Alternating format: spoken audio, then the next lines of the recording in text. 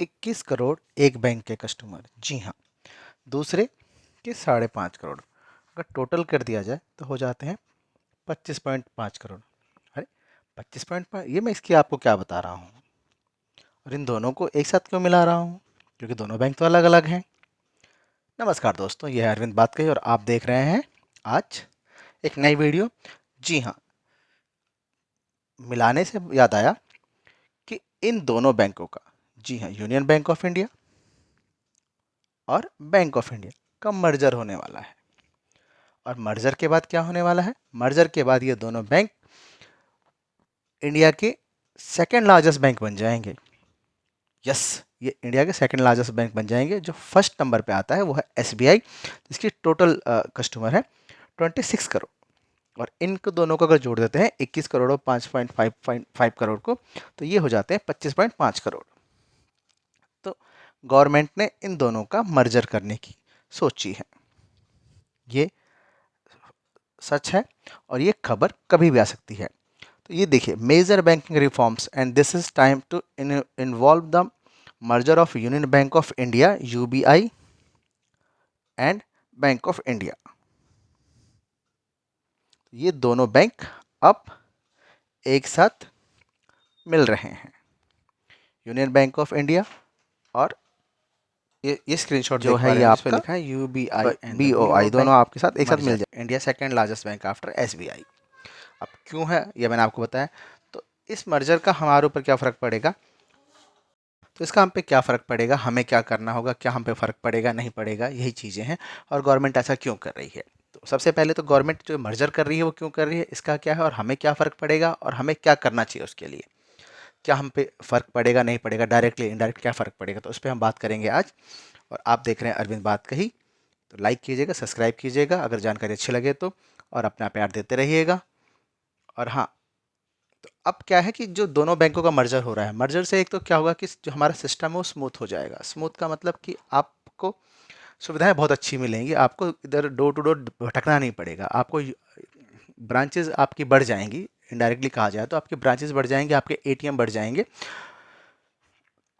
और गवर्नमेंट को इसको कंट्रोल करने में बहुत सारे होगा। जैसे आप कहते हैं ना कि एक कुकुरमुत्ते की तरह बहुत सारे बैंक फैले हुए थे, आपने कुछ साल पहले देखा था, तो अब वो काफ़ी कम हो गए हैं। काफ़ी मर्जर हुआ है और अब दूसरा मर्जर हो रहा है। इसके बाद एक और मर्जर पेंडिंग, जिसके बारे में हम अलग से बात करेंगे। तो अभी यूनियन बैंक ऑफ इंडिया और जो बैंक ऑफ इंडिया का इनका मर्जर हो रहा है। तो ये रूरल एरिया में यूनियन बैंक ऑफ इंडिया की काफ़ी अच्छी ब्रांचेस हैं, काफ़ी अच्छा है। और इसमें अभी आपको बीच में देखा था कि एक घोटाला भी सामने आया था, जिसमें कुछ टॉप लेवल पे उथल पुथल हुई थी। तो इन घोटालों से प्रोटेक्ट करने के लिए और बैंकों के फ्रॉड को रोकने के लिए गवर्नमेंट अब इन चीज़ों को मर्जर कर रही है। इन्हें एक दो तीन एंटिटी बना देगी सीधा सीधा, जिसको नज़र रखना अलग हो ईजी हो जाएगा। तो इसे कहते हैं माइक्रो मैनेजमेंट। जी हाँ, इसे ये माइक्रो मैनेजमेंट होता है कि मैनेजमेंट। और दूसरी कॉर्पोरेट लैंग्वेज में कहते हैं आईएफएम कहा जाता है इसको, integrated facility management. Integrated facility management का क्या होता है कि एक अम्ब्रेला के अंदर कई सारे चीज़ें हो जाती हैं, तो वही यहाँ पे किया जा रहा है। तो अब अगर हम बात करें इन दोनों के कस्टमर्स की, तो जो ओवरऑल इनका कस्टमर्स हैं वो कस्टमर है यूनियन बैंक ऑफ के 21 करोड़, और जो बैंक ऑफ इंडिया के हैं वो 5.5 करोड़ है। तो अगर दोनों को जोड़ दिया जाता है तो 25.5 करोड़ हो जाता है। और इसके बियॉन्ड है एक बैंक जिसका हम कहते हैं स्टेट बैंक ऑफ इंडिया, जिसके टोटल कस्टमर हैं आपके 26 करोड़। तो गवर्नमेंट अब टोटल, तो ये आप इस मर्जर के बाद ये सेकंड लार्जेस्ट बैंक बन जाएगा जी। ये तो अब जब ये सेकंड बन जाए तो हमें ये कैसे इफेक्ट करेगा, या आपको एज ए कस्टमर या मुझे एज ए कस्टमर ये कैसे इफेक्ट करेगा, और करेगा भी नहीं करेगा, और करेगा तो कितना करेगा कितना नहीं करेगा। तो क्या आप क्या सोचते हो, मुझे कमेंट में बताइएगा कि क्या हमें ये अफेक्ट करेगा नहीं करेगा, और नहीं करेगा तो क्यों नहीं करेगा, करेगा तो क्यों नहीं करेगा। मुझे अपने कमेंट में बताइएगा कि आपके विचार इसके बारे में क्या हैं। पर मुझे ऐसा लगता है कि ये हमें डायरेक्टली इम्पैक्ट नहीं करेगा। जी हाँ, डायरेक्टली इम्पैक्ट नहीं करेगा। क्यों नहीं करेगा, इसके कुछ कारण हैं, मैं आपको बताता हूँ।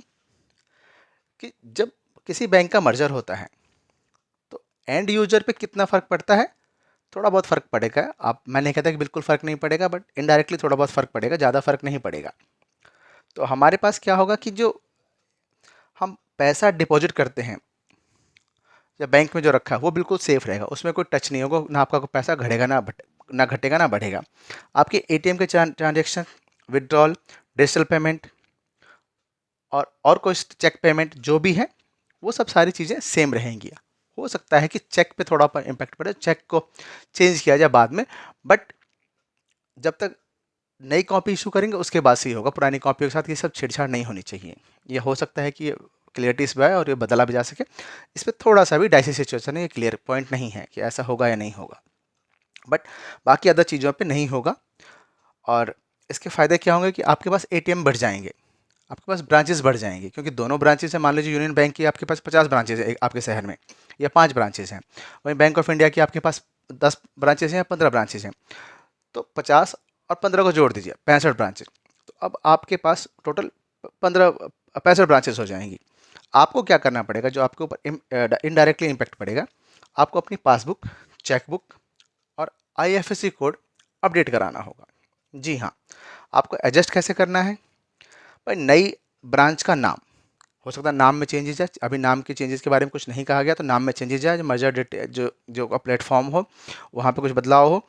और आपको सबसे इंपॉर्टेंट करना है कि आपको अपना केवाईसी करा लेना है, क्योंकि अगर केवाईसी नहीं कराएंगे तो फिर आपकी जो सुविधाएं हैं वो शायद रुक सकती हैं। तो इससे बेटरमेंट ये है कि आप केवाईसी करा लीजिए, और केवाईसी कराने के बाद आप अपने चीज़ों को सुरक्षित रखिए। बाकी आप पैसा यूज करते हैं, डालते रहते हैं, कोई दिक्कत नहीं है। तो ये 3 काम आपको करने हैं: passbook, chequebook and IFSC code.